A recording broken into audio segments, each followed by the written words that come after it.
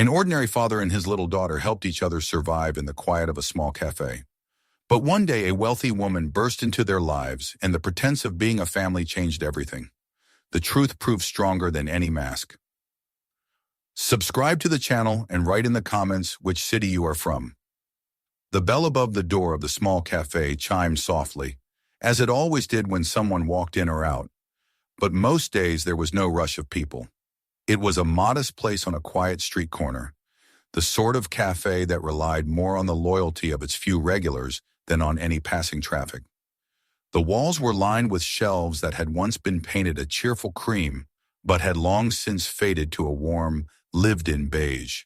The air was always rich with the scent of roasted beans and fresh bread, the kind of fragrance that clung to clothes and lingered long after closing. For Mark Ellison, this was more than a job. It was survival, a routine that kept him steady, and it was a place where he could build a simple life for himself and his daughter, a place that gave them both a sense of belonging in a world that often felt too fast, too cold, and too sharp-edged. Mark's days began before the first rays of dawn touched the windows. He would unlock the door with his worn brass key, switch on the yellow light above the counter, and begin the rituals that had become second nature. Grinding beans, checking the machine, setting out cups, sweeping the floor that would be scuffed again within hours. It was the quiet work of a man who had learned to value steadiness after years of storms. The cafe did not make him rich, and the wages were modest, but it gave him something he needed more than money: structure, dignity, and the ability to be present for his daughter. Lily, only 8 years old, loved being part of her father's world. She would come by in the afternoons after school, sometimes with her backpack still hanging lopsidedly off one shoulder, and she would announce her arrival with the energy of someone who believed every room she entered became brighter simply because she was in it. She had a habit of sitting at the far corner table with her notebooks, pretending to do homework, though she was more often drawing small pictures in the margins or inventing elaborate games that involved the sugar packets and spoons lined neatly on the tables. She called them her inventions, and her father, though tired, always smiled and admired her work. But she didn't just play. She liked to help. She folded napkins with more care than one might expect from a child, and she would hop off her chair to wipe down small tables with serious concentration, her little hands clutching a cloth that seemed too large for her. Customers found her endearing, and she made them smile without effort. For Mark, watching her small frame move about the cafe gave him a sense of peace he could not put into words. She was his anchor, his reason for enduring long hours and unending fatigue. Their life was not easy. Since the death of his wife, Mark had lived in a rhythm of responsibility and grief. He did not speak of it often, and Lily, perceptive as she was, never pressed him. They carried the absence quietly between them, compensating for it with small rituals. At night they would drink hot milk with sugar before bed, calling it special cocoa, even when it was nothing more than warmed milk. On weekends they would visit the park, and Lily would run across the grass while Mark sat on a bench, holding her jacket, keeping watch. Life was simple, unadorned, yet it was full of a kind of unspoken love that held them together. On one particular evening, as the cafe was winding down for the night and Mark was wiping the counter with the slow rhythm of fatigue, something unusual happened. The door slammed open so abruptly that the bell clanged in alarm rather than chimed. A woman rushed in, her heels clicking sharply against the floor, her hair tumbling loose from the polished style it had been in. She wore large sunglasses that nearly hid her face, though the rest of her attire was unmistakably expensive. A tailored suit jacket of deep blue silk, matching trousers, and shoes that looked like they belonged more at a gala than in a corner cafe. Behind her, through the window, flashes of cameras lit up the dusk as several men with long lenses jostled each other for a better view. The woman exhaled sharply, scanning the cafe like a hunted creature seeking cover. Her eyes, barely visible above the rim of her glasses, found Mark behind the counter. For a moment he thought she might simply order something, but then she strode quickly to his table, lowered herself into a chair, and leaned forward as though the very act of sitting might shield her from the relentless press of flashing bulbs outside. Mark froze, the cloth still in his hand. He had seen women like her on magazine covers while waiting in line at the supermarket, but never in person. She radiated an aura of power and presence even in her distress. He was too startled to move. Lily, however, noticed instantly. She had been sitting in the corner, drawing with her pencils, but now her eyes grew wide at the sight of the stranger. The woman leaned closer and spoke in a low, urgent voice, though her tone carried the weight of someone accustomed to being obeyed. She asked Mark for something strange, almost absurd, to pretend, just for a few minutes, that they knew each other intimately, that they were more than strangers. She wanted him to act as if he were her partner, someone who had every right to sit across from her in a cafe, someone who could make the photographers outside believe that what they saw was ordinary rather than scandalous. Mark blinked, certain he had misheard, but the desperation in her eyes made it clear she was serious. Mark's first instinct was to refuse. It was ridiculous. He was a man with flour on his apron, a rag in his hand, and a daughter watching from across the room. He wanted no part in whatever theater this woman's life demanded. But before he could speak, Lily slid down from her chair and walked over, her expression composed in that oddly mature way she sometimes had. She glanced at her father, then at the woman, and seemed to understand more than either adult expected. With the agility of a child who turned every situation into a game, she took a cup from the counter, filled it with coffee from the pot, and carried it carefully to the table, setting it in front of the woman as though this had been planned all along. The photographers outside pressed their lenses against the glass. Lily, unafraid, pulled out a chair for herself beside her father, folding her small hands on the table. To anyone looking in, it appeared like an ordinary scene. A father, his daughter, and a woman sharing a late coffee together. The intensity in the woman's shoulders eased slightly, her posture softening as she accepted the ruse. She lifted the cup, pretending to sip, and tilted her head just enough to give the cameras the angle they craved. Within minutes, the noise outside lessened, the photographers seemingly satisfied with their prize, drifting away in search of the next story. The cafe returned to its quiet murmur. The woman let out a breath, placing the cup back down on the saucer. For a moment, the mask of composure she carried cracked, revealing the exhaustion beneath. She looked at Mark, her lips parting as though to offer an explanation, but instead she reached into her bag, pulled out a bill far larger than the cost of a coffee, and left it folded neatly beneath the cup. With a curt nod of gratitude that somehow still carried authority, she rose, adjusted her jacket, and left the cafe as quickly as she had entered. Mark stood still, the rag limp in his hand. The entire encounter had lasted less than 10 minutes, but the echo of it seemed to linger in the air, like the aftertaste of strong coffee. He looked down at the bill, then at his daughter, who was now sitting with an air of triumph, as if she had directed a play to its successful conclusion. "She'll be back," Lily said matter-of-factly, as though predicting the weather. Her eyes sparkled with the certainty of someone who had seen more than the adults realized. Mark shook his head, half amused, half unsettled. He doubted it. Women like that lived in a different world, one that never intersected with his.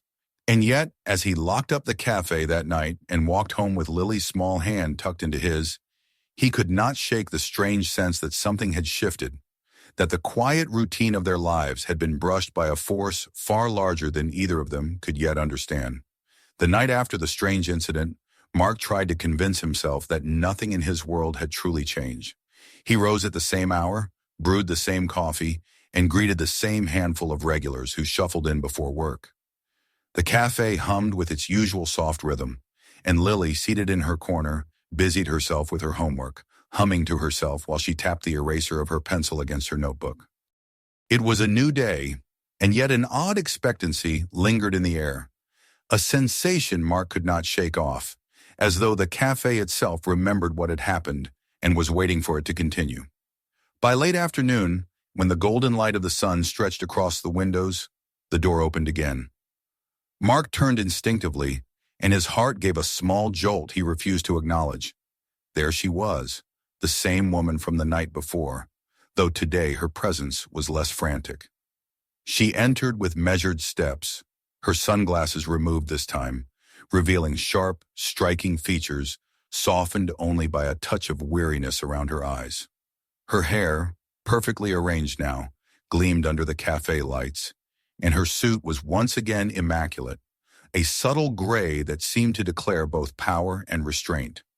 She walked to the counter, and Mark felt all the other sounds of the cafe dull, as though she had brought a gravity with her. Lily noticed her too, and her eyes lit with vindication. "See?" Her expression seemed to say, though she remained silent, waiting. The woman requested to sit with Mark in private, her voice calm, assured but underpinned by urgency. He led her to a quieter table near the back, where Lily quickly joined, curious as ever. The woman placed a leather folder on the table, its corners sharp, its presence heavy. She introduced herself with a name that Mark recognized immediately: Victoria Hale. Even he, who rarely kept up with the world of finance and glossy magazine features, knew it. She was one of the most powerful business figures in the city, a woman whose face had graced the covers of financial journals and whose empire was both admired and feared. Victoria explained with deliberate precision. The photographs taken in the cafe had spread rapidly. They had painted her in a light she rarely managed to capture on her own. Approachable, warm, human.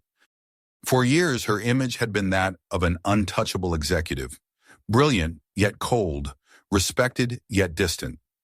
Investors had begun to whisper that she was disconnected from the lives of ordinary people, incapable of showing compassion. But those photographs had shifted the conversation overnight. For once, she had looked like a woman at ease, a woman sharing coffee with a small family, a woman who could inspire not only fear, but trust. She needed that image preserved, at least for a little while. Her company was facing turbulence, and with shareholders growing restless, she needed stability. She proposed what sounded to Mark like something out of a play. He and Lily would act as her family in public for 3 weeks. There would be events, dinners, photographs, all orchestrated to appear natural. It would not be forever, only until she secured her standing with the board and silenced the doubts of her rivals. Mark almost laughed at the absurdity, but he saw no trace of amusement in Victoria's expression. She was deadly serious. Lily leaned forward, fascinated, her eyes shining as though she had just been offered the lead role in the grandest performance of her life. Mark's instincts screamed against the idea. He wanted nothing more than a quiet existence for himself and his daughter, far from the games of power and publicity. Yet when Victoria named the compensation, his resistance faltered. It was enough to cover the lawyer he needed for the impending custody hearings, enough to secure Lily's future in ways he could not otherwise manage. But money was not enough to silence his doubts. He pressed her with conditions, his voice steady though his heart pounded. Lily's well-being would not be compromised. There would be no situations where she felt uncomfortable, no pressures beyond what she wished to take part in. Victoria, to his surprise, agreed without hesitation. She laid out the framework: strict boundaries, clear rules, complete respect for his role as father. The first test of their arrangement came sooner than expected. That very evening, Victoria insisted on their presence at a small gathering, a reception hosted by one of her closest business allies. Mark had no time to prepare. He barely had a suit that fit, and as he stood in front of the mirror, adjusting a tie he had not worn in years, he felt like an imposter. Lily, however, was delighted, twirling in a simple dress she had once worn to a school recital. She clutched his hand as they entered the hall, wide-eyed at the glittering chandeliers, the polished marble, the soft music that floated through the air like a spell. Mark's unease grew with every glance directed at them. The guests, dressed in shimmering gowns and tailored suits, exuded wealth and sophistication. Mark felt the weight of their scrutiny, felt his own rough edges in contrast to their polish. But Lily was fearless. She tugged gently at his sleeve when he faltered, guiding him with small nudges, her child's intuition sharper than he expected. Victoria moved among the guests with practiced grace, introducing them as though they belonged, her hand occasionally brushing Mark's arm to steady his nerves. At first, their charade seemed to falter. Mark stumbled over conversation, misreading the subtleties of business banter. But Lily saved them with her simple honesty. When a woman asked her what she liked best about the city, Lily launched into an animated description of their favorite park, of swings that creaked and ducks that waddled, her words tumbling out with such unguarded joy that even the sternest guest smiled. The ice broke, laughter spread, and suddenly the little trio no longer seemed out of place. Still, as the evening wore on, Mark sensed tension building around them. He caught glimpses of skeptical expressions, whispered conversations, eyes that lingered too long. The story of Victoria's sudden family was spreading, and not everyone was inclined to believe it. By the time they left, flashes from cameras outside blinded them once again, and the headlines waiting the next morning were full of speculation. It was only the beginning. The days that followed their first appearances together unfolded in a blur of events and obligations. For Mark, it was a world that felt entirely foreign, a performance on a stage he had never wanted to step onto. Yet he found himself drawn further into the orbit of Victoria Hale, pulled along by her precise choreography of dinners, receptions, and carefully orchestrated photographs. Each occasion demanded a balance between truth and performance, and although Mark despised the feeling of playing a role, he endured it for Lily's sake. She, in her childlike innocence, adapted more easily than he did, her presence softening the sharpness of their arrangement and often saving them from awkwardness. Still, the attention was growing, and so were the whispers. What had begun as curiosity was transforming into suspicion. Headlines questioned the sudden emergence of Victoria's supposed family, dissecting every gesture, every smile, every misplaced glance. Rival investors and journalists speculated whether this was merely another carefully calculated maneuver from a woman whose life was built on strategy. At the center of it all was Daniel Gray, a man who had long resented Victoria's influence. His voice carried weight in the circles that mattered, and he knew how to poison the air with doubt.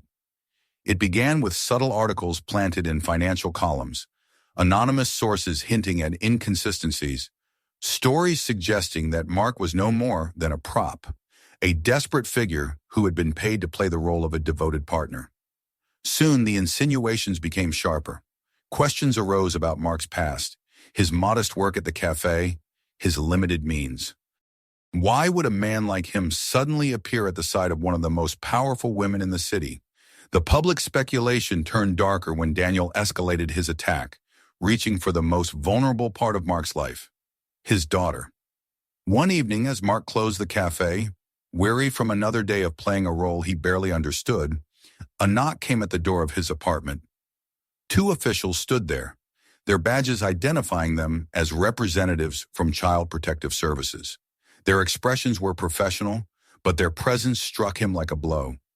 Someone had filed a report alleging that Lily was being exploited, used as part of a fabricated image for Victoria's gain. Mark's chest tightened, his hands trembling as he ushered them inside. The inspection was thorough and unyielding. They asked questions about Lily's schooling, her daily routine, her health. They examined her room, flipping through her school books, checking for signs of neglect. Mark felt stripped bare, as though every sacrifice he had made, every long hour at the cafe, every careful attempt to provide stability was being questioned. Lily, however, surprised him. She welcomed the officials into her space with a calm poise far beyond her years. She showed them her drawings pinned neatly to the walls, her shelves of books organized with meticulous care, her small bed made with the precision she had learned from her father. When asked about her life, she spoke with quiet pride. She explained how she loved helping her father at the cafe, how she counted change on the calculator and arranged flowers in small vases. She told them that he made her hot milk with sugar before bed, that he always read to her when she was frightened at night, that he never let her feel alone. Her words were so candid, so clear, that the officials' questions began to soften. They left with reassurances that they had seen nothing alarming, though the weight of the experience left Mark shaken long after the door had closed. Victoria arrived soon after, having been informed of the report. She found Mark sitting at the table, his hands still trembling, his face drawn. For the first time since their arrangement began, she saw the full depth of what he carried. He was not just a man playing a role. He was a father who had built his world out of fragile, deliberate choices. A man who lived each day with the fear of losing the only person that gave his life meaning.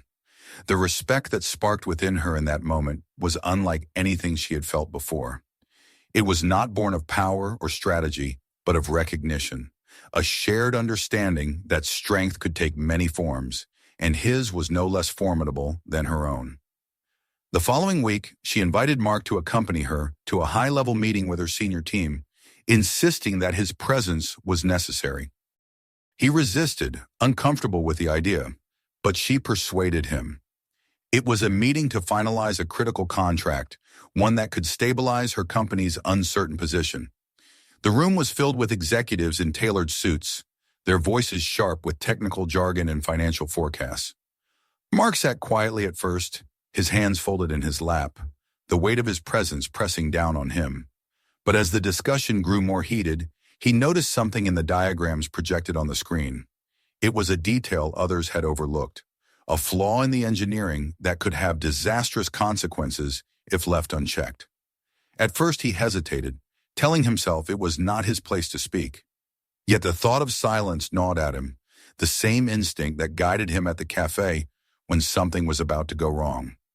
Finally he spoke, his voice uncertain at first, then firmer as he explained what he saw. The room fell into silence, the executives exchanging glances. One of the engineers quickly checked the figures and, with growing alarm, confirmed that Mark was right. His simple observation had averted what could have been a financial and reputational disaster. For a moment, Victoria felt a surge of relief and gratitude so powerful it nearly startled her. But outside the walls of that room, the story played differently. Word spread, twisted by those eager to undermine her. Articles appeared mocking the idea that a man with no experience in business could correct her team, framing it as incompetence on her part and absurdity on his. Headlines painted him as a bumbling outsider, a janitor who had stumbled into matters far beyond his understanding. The ridicule was sharp, cutting at both of them. Victoria refused to let it stand. At a press event soon after, when questioned about the rumors, she stood tall, her voice clear and unwavering. She declared that Mark had not been an embarrassment but a savior, that his insight had saved her company from a mistake her own experts had missed. She spoke his name with pride, refusing to reduce him to the caricature her rivals tried to create. In that moment, the lines of their performance blurred again, the facade of their arrangement slipping into something more authentic. Mark, though uncomfortable with the sudden spotlight, felt something stir within him as he listened. It was not pride in the praise itself, but in the acknowledgement that his worth was seen, not only by his daughter, but now by someone who had once been nothing more than a distant figure on magazine covers. For Victoria, the moment marked a turning point as well. The game they had begun as a necessity was transforming into something neither of them had anticipated. The storm of scrutiny following the press event did not settle quickly. Though Victoria's defense of Mark had shifted the narrative for many, Daniel Gray was not a man to retreat after a single defeat. His influence was wide, his resources deep, and he had built a reputation on persistence. Yet what he did not anticipate was the quiet resilience of the people he sought to destroy. Mark and Lily had become more than symbols in Victoria's carefully crafted image. They had become her strength, a living reminder of what mattered beyond the endless calculations of profit and power. The facade of a family had taken root in her heart, reshaping her choices, her focus, even her sense of identity. For the first time in years, she felt more like a human being than an untouchable executive. The weeks after the false report and the ridicule were filled with tense preparation. Sophia Carver, sharp-eyed and relentless, had begun tracing the threads of Daniel's schemes. She was the kind of ally Victoria had always depended on, discreet, brilliant, and fearless in her pursuit of truth. Together, they followed the trail of documents, anonymous leaks, and whispered testimonies until the picture grew undeniable.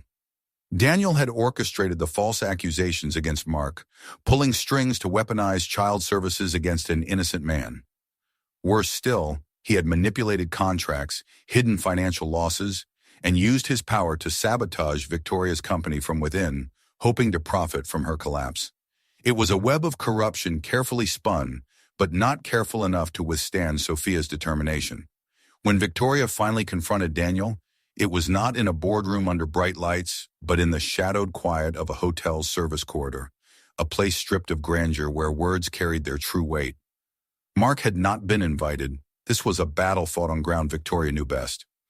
She stood across from her rival, folder in hand, her voice calm but edged with steel as she laid out the evidence, one piece at a time. Daniel sneered, dismissing her at first, but as the documents piled up, as the undeniable proof of his betrayal stacked higher, his confidence faltered. Victoria did not threaten idly. She promised exposure, investigations, the destruction of his empire if he continued. She would burn every bridge he had built, and the world would see him not as a visionary investor, but as a fraud. Daniel, cornered, had no choice but to retreat. For now at least, his shadow over her company began to wane. The confrontation gave Victoria momentum, but it was not enough to silence the questions that still circled in the public sphere. She knew the time had come to step into the light, to take control of the narrative that had been twisted beyond her grasp. She arranged a press briefing, an event carefully orchestrated yet grounded in truth. The room was filled with journalists, cameras flashing in relentless bursts, voices rising in impatient questions. At her side stood Mark, uncomfortable in the suit she had insisted he wear, and Lily perched quietly on a chair just out of the spotlight, watching with wide, steady eyes. This time, Victoria did not hide behind practiced smiles or polished phrases. She spoke plainly, her voice steady, her words unadorned. She admitted the obvious, that she had once viewed Mark and Lily as part of an arrangement, a means to repair an image. But she declared that what began as performance had become something real, something that mattered far beyond shareholders and boardrooms. She told them that Mark was not a prop, nor a symbol, but a man whose integrity had saved her company, a father whose devotion to his daughter was a lesson to anyone willing to see it. When it was Mark's turn, he shifted uncomfortably, clearing his throat before speaking. He confessed that he had never sought attention, that his only role in life was to be a good father to Lily. He explained that he did not care for the cameras or the headlines, only for the safety and happiness of his daughter. But he also acknowledged that the time spent with Victoria had changed him, had shown him that strength was not only found in endurance, but also in trust. His words were simple, free of polish, but they carried a weight no corporate speech could replicate. For once, the press had nothing to twist. They could only record what was said, their questions silenced by the unvarnished truth of it. The aftermath of the briefing surprised them all. Instead of ridicule or doubt, there was a shift, a collective recognition that authenticity had pierced through the noise. Victoria's company stabilized, investors reassured not by elaborate strategies, but by the sight of their leader standing unflinchingly beside the man and child who had grounded her. But Victoria did not allow the victory to end with her own survival. She announced new initiatives, not grand gestures designed for applause, but tangible changes that reached into the lives of the people her empire had long overlooked. She created a fund for the children of service workers, scholarships and opportunities for those who might otherwise be forgotten. She introduced policies to support families within her corporation, spaces where parents could bring their children, programs that recognized the humanity behind the labor. These were not just strategies. They were acknowledgments that the world was larger than balance sheets. Mark watched all this with quiet amazement. He had never imagined being part of such sweeping changes, never believed his simple life could intersect with something so vast. Yet he saw Lily's face each time Victoria spoke of these initiatives, saw the pride in her eyes, the sense of belonging that grew stronger with each passing day. For Lily, the line between pretense and reality had long since blurred. To her, Victoria was no longer a stranger in a suit, but someone who cared, someone who listened when she spoke, someone who made their small family feel complete.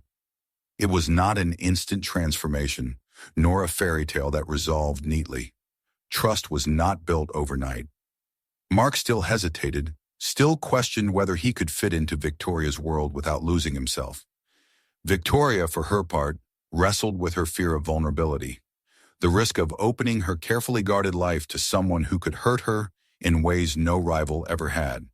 Yet slowly, in the quiet moments away from cameras, they began to build something fragile but real. Shared dinners where laughter replaced tension, walks through the park where Lily's voice filled the spaces between them. Evenings in the cafe, where Victoria, awkward at first, learned to fold napkins at Lily's insistence, her immaculate hands stumbling over the simple act until they all burst into laughter. The final turning point came not in a boardroom or before flashing cameras, but in the cafe where it had all begun. It was late evening, the world outside slowing into twilight, the air filled with the scent of coffee and the soft glow of lamps. A small group of regulars lingered at their tables, and Lily, standing proudly on a chair, announced that she had written something she wanted to share. She unfolded a piece of paper, her handwriting uneven but determined, and began to read. It was a story she had titled The Strongest Cup. Her voice, clear and bright, carried through the room as she described a cup that endured knocks and spills, a cup that was not beautiful or flawless, but unbreakable because it was cherished, because it was held carefully by those who loved it. She explained that even if the world tried to tip it over, it could always be filled again, stronger each time. As she read, Mark felt his throat tighten, his heart swelling with emotions he could not name. Victoria listened too, her eyes glistening, her usual composure stripped away. When Lily finished, the cafe erupted in gentle applause from the few who had heard, but for Mark and Victoria, it was as though time itself had paused. They looked at each other across the table, understanding without words that the performance was over, that the life they had built together was no longer a facade. It was imperfect, fragile, and uncertain, but it was real. It was family. And so, in the quiet hum of the cafe, where the scent of coffee lingered and the warmth of love filled the air, their story began not with the flash of cameras, but with the simple truth of a child's words. The strongest cup, after all, was the one that held them together. If you enjoyed this video, don't forget to subscribe to the channel so you don't miss the next ones. Check out the other videos on the channel for more stories, and share this video with your friends if you think they'll enjoy it too.